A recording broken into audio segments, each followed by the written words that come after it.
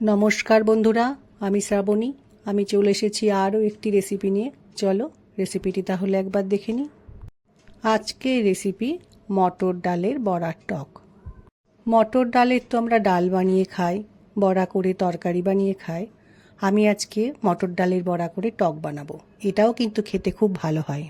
দেখে হয়তো ভাবছো মটর ডালের বড়ার টক খেতে কেমন লাগে। খেতে কিন্তু বেশ ভালো লাগে। রান্নার ভিডিওটা পুরোটা দেখার অনুরোধ রইল।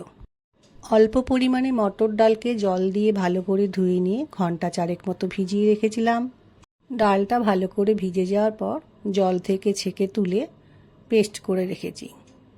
ডাল বাটার মধ্যে পরিমাণ মতো নুন দিলাম, পরিমাণ মতো লঙ্কা গুঁড়ো দিলাম। নুন ও লঙ্কা গুঁড়ো ডালের সাথে মিশিয়ে নিয়েছি। এবার বড়াগুলো ভেজে নেব। বড়াগুলো ভেজে নেওয়ার জন্য তাওয়াতে সর্ষের তেল গরম করতে দিয়েছিলাম। তেল গরম হয়ে গেছে, এখন একটা একটা করে বড়াগুলো তেলের মধ্যে দিয়ে দিয়েছি। বড়াগুলোর একদিক ভাজা হয়ে গেলে চামচের সাহায্যে উল্টে দিয়ে বড়াগুলো ভালো করে ভেজে তাওয়া থেকে তুলে রেখেছি। তাওয়াতে গরম তেল ছিল, সেই তেলের মধ্যে সর্ষে ফোড়ন দিলাম, হাফ শুকনো লঙ্কা ফোড়ন দিলাম। ফোড়নটা একটু ভালো করে ভেজে নেব। একটা বাটির মধ্যে জলের মধ্যে তেঁতুল দিয়ে ভিজিয়ে রেখেছিলাম, সেখান থেকে তেঁতুলের পাল্পটা বের করে নিয়েছি, সেটা এখন তেলের মধ্যে দিয়ে দিলাম। এরপর দিয়ে নিলাম পরিমাণ মতো জল, নুন, লঙ্কা গুঁড়ো ও একটু হলুদ গুঁড়ো। এখন সব কিছুকে খুব ভালো করে মিশিয়ে নিয়ে একটু সময় ফুটতে দেব। রান্নাটা ফুটে উঠেছে। এখন আমি গুড়ের বাতাসা রান্নার মধ্যে দিয়ে ভালো করে মিশিয়ে নেব। তোমরা চাইলে আখের গুড় বা চিনি দিয়েও বানাতে পারো। একটু সময় রান্নাটা করে নিয়ে বাতাসাগুলোকে রান্নার মধ্যে মিশিয়ে দিতে হবে।